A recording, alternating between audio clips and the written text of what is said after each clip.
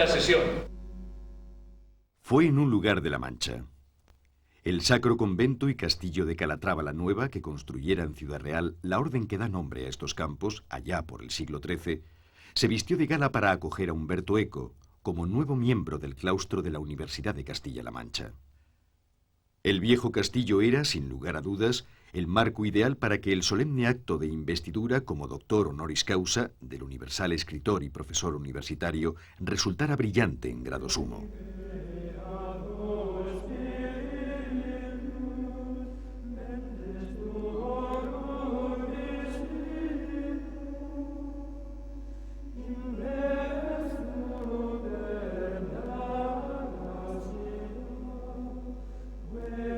La laudatio, que corrió a cargo del director del Departamento de Filología Moderna, profesor Juan Bravo, nos introdujo en la obra de Umberto Eco y resaltó su figura de investigador en estética medieval, semiología y literatura, así como de sus trabajos como periodista, literato y ensayista.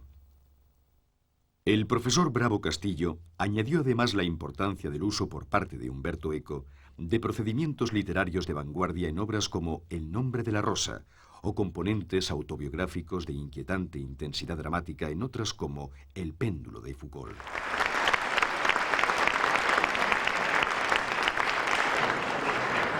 El rector de la universidad, profesor Luis Arroyo, entregó a Umberto Eco el título de doctor honoris causa y le impuso el birrete laureado para que lo lleve sobre su cabeza como la corona de sus estudios y merecimientos. A continuación, invitó a los padrinos a que le entregaran los demás atributos de su honor.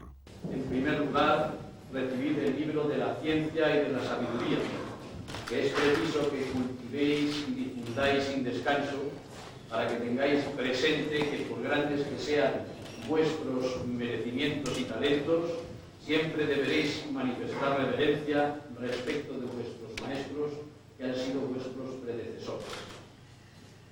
Recibid también el antiguo anillo, símbolo del matrimonio entre vos y el saber, y emblema del privilegio de sellar y firmar vuestros dictámenes, consultas y otros documentos y censuras propios de vuestra ciencia y profesión. Y recibid finalmente los guantes blancos, símbolo de la fuerza que observan vuestras manos y signos también de la categoría. Invito al pueblo a prestar juramento.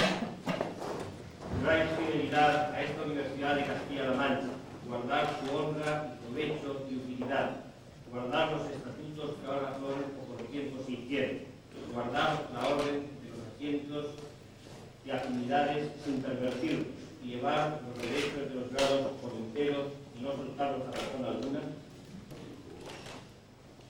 Pues recibid, Señor, el beso de la paz para que viváis quieto y pacífico en el amor, y el abrazo de fraternidad de quienes se honran de ser vuestros hermanos y compañeros.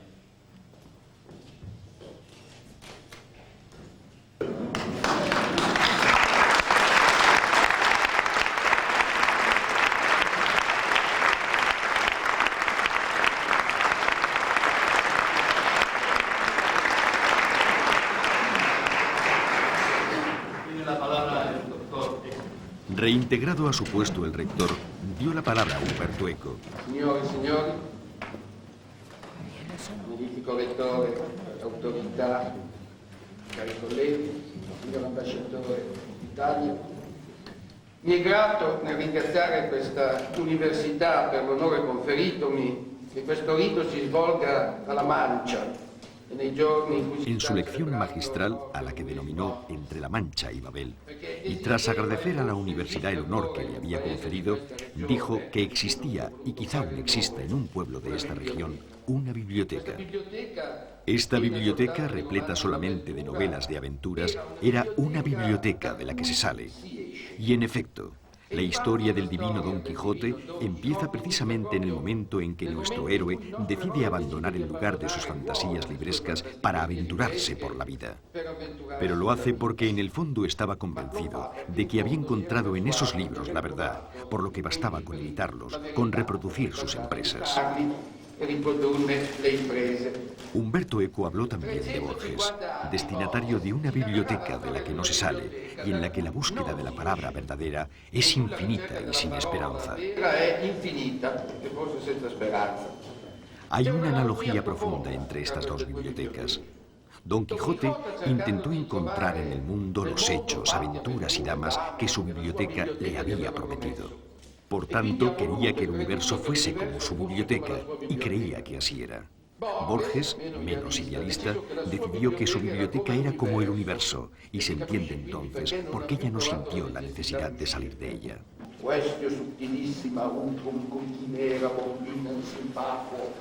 En otro momento del discurso, Eco se refirió a Joyce porque quizá junto a Borges ha sido uno de los autores contemporáneos más queridos y que más le han influido. Pero también porque ahora ha llegado el momento de interrogarnos sobre los paralelismos y las diferencias entre estos dos autores que han hecho del lenguaje y de la cultura universal su terreno de juego. Con Bibliotecas de Babel, continuó Eco, se ha soñado también antes de Borges.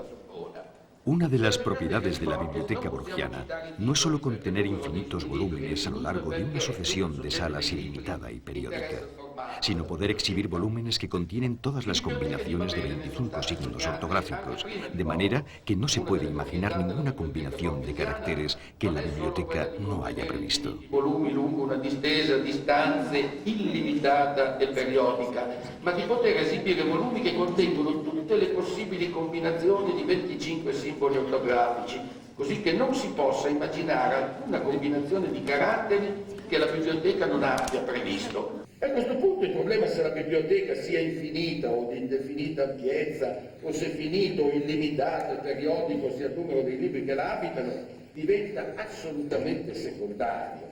Il vero eroe della biblioteca di Babel... El verdadero héroe de la biblioteca de Babel no es la biblioteca en sí, sino su lector.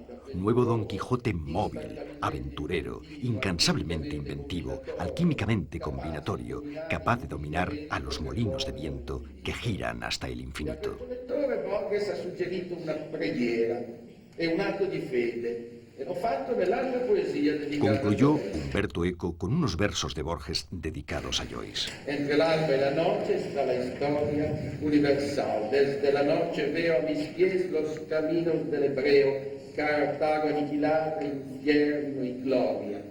Dame, Señor, coraje y alegría para escalar la cumbre de este día. Gracias.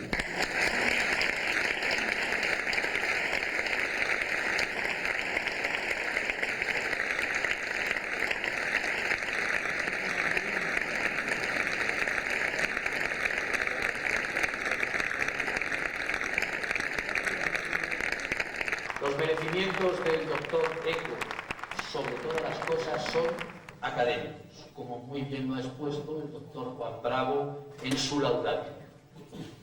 Pero el científico dio un buen día en componer una novela. Una tentación frecuente entre los profesores y que da lugar a lo que poco amigablemente los teóricos e historiadores de la literatura califican precisamente de novelas de profesores. Y se produjo el milagro. El autor de sesudos ensayos sobre semiótica, sobre los medios de comunicación, sobre lingüística y filosofía, dio la vuelta al mundo con El nombre de la rosa.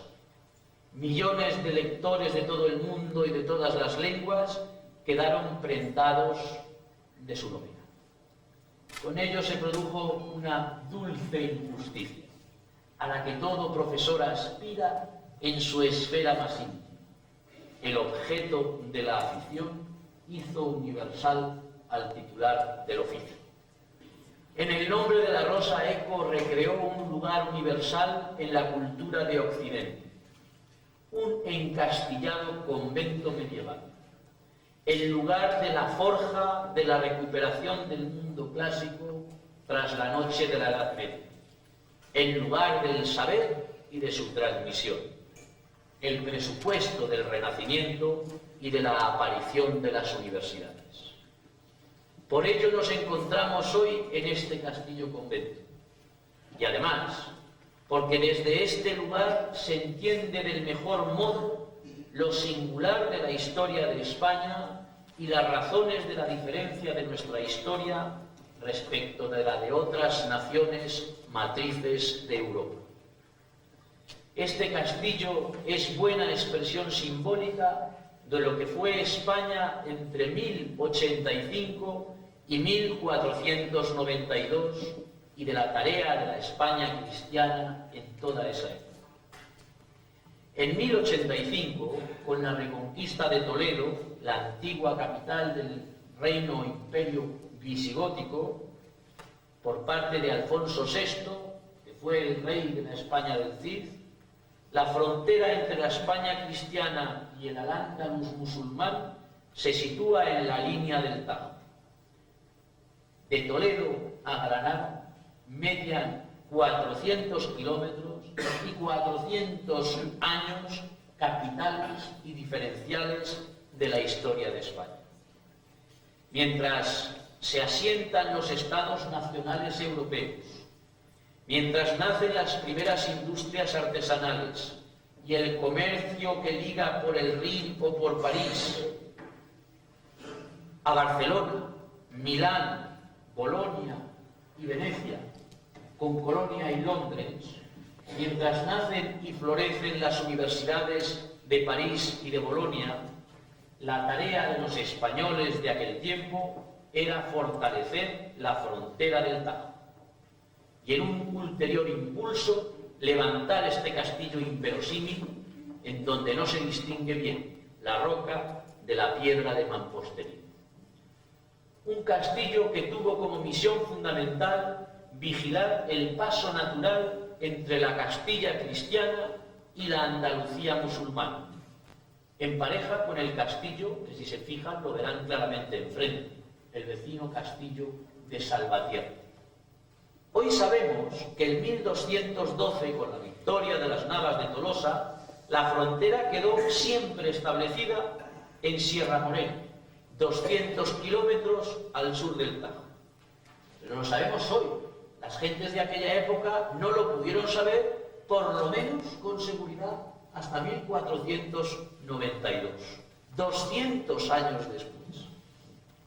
En 1212, como digo, comenzó la construcción de este castillo como sede capital de la Orden Militar de Calatrava, con la finalidad de dominar y hoy diríamos ordenar el territorio entre Toledo y Andalucía. Y mejor que cualquier documento, esa misión de dominio y de defensa la expresa la vista que se percibe desde las murallas y sobre todo desde la Torre del Homenaje. Si cuando concluya este acto se acercan a las murallas y sobre todo a la Torre del Homenaje y dirigen una mirada al sur, verán un inmenso mar de tierra, que si fuera invierno sería un mar de nubes, sobre el que este castillo sería una isla, como la tercera novela de nuestro nuevo autor.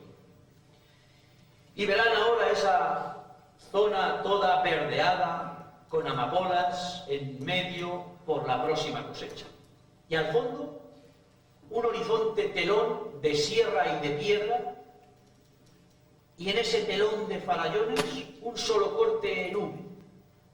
Ese corte era el único paso natural entre Castilla y Andalucía. Me permito recordarles que la Nacional 4, que todos bien conocen, y el paso de Despeñaperros es cosa muy moderna. Pues bien, mientras los monjes de Eco escribían, traducían y miniaban, mientras Joaquín de Fiore redactaba la exposición del Apocalipsis, mientras surgen en los franciscanos del centro de Europa e Italia incluso movimientos reformistas espirituales, mientras Roma y Aviñón disputan la sede y el báculo pontificio, mientras Bolonia y París florecen en saberes y en amores de Abelardo y Eloísa, los monjes de este castillo y de todos los castillos en esta franja de colosales dimensiones que va desde Extremadura hasta Valencia, más de 100.000 kilómetros cuadrados, son monjes soldados. No traducen, no copian ni hacen miniados, sino que hacen la guerra. son las órdenes militares españolas de Alcántara, Calatrava, San Juan, Santiago y Montesa. Y aquí viene otro guiño a nuestro nuevo doctor, que reveló en el péndulo de Foucault sus aficiones esotéricas. ¿Quiénes eran esos monjes soldados de la Orden de Calatrava? Pues parece que fueron ni más ni menos que templarios reconvertidos. Pero hay una tercera razón para realizar el acto académico en este castillo. Durante mucho tiempo, como les he dicho, fue este el lugar de paso principal entre Toledo y Andalucía. Tan de paso que fue perfectamente conocido por don Miguel de Cervantes. Por aquí pasaba Cervantes en sus viajes de Madrid a Sevilla y de Sevilla a Madrid. Aquí situó Cervantes buena parte de las aventuras y desventuras del ingenioso Hidalgo. Al sur, en Sierra Morena, la liberación de los galeotes, el retiro espiritual de Don Quijote que le haría topar con el Loki enamorado de Cardenio, también conocido por el Caballero del Bosque. Al este, las bodas de Camacho. Al noroeste, la aventura de la venta y en el encuentro con aquellas que Don Quijote creían que eran princesas y ni a doncellas llegaban. Al norte, por Consuegra o Criptana, la pelea con los molinos de viento. Por estas poderosas razones os hemos entregado, doctor Eco, en vez del libro de la sabiduría tradicional, que se dice que era una Biblia, un Quijote de la Mancha, que sin duda os servirá de consuelo en los ratos débiles y sobre todo de guía en vuestra próxima andadura. Como eco a los conventos medievales, Cervantes hizo a la Mancha un lugar universal. Tanto que algunos creen que no existe, que no existimos. Y esto es lo que nos pasa a toda la Mancha. Y esto es lo que pasa, que hoy por aquí no pasa casi nada. Nadie se aloja en la venta del Zarzoso, en el puerto de los Mochuelos. Nadie tiene nada que vigilar. El castillo es un lugar por el que no se pasa para ir a ninguna parte. Por eso es bonito que tengan ustedes la oportunidad hoy de venir a verlo y disfrutarlo, y a rememorar lo que fue nuestra historia. Disfruten todos ustedes de nuestro castillo y de nuestra tierra y cuéntenselo a otros. He dicho. El rector clausuró el acto recordando la celebración en esos días del Congreso Internacional sobre Relaciones Literarias entre Borges y Eco, y agradeció su presencia en Castilla-La Mancha al autor de En nombre de la Rosa y a la Rosa de Borges, María Kodama.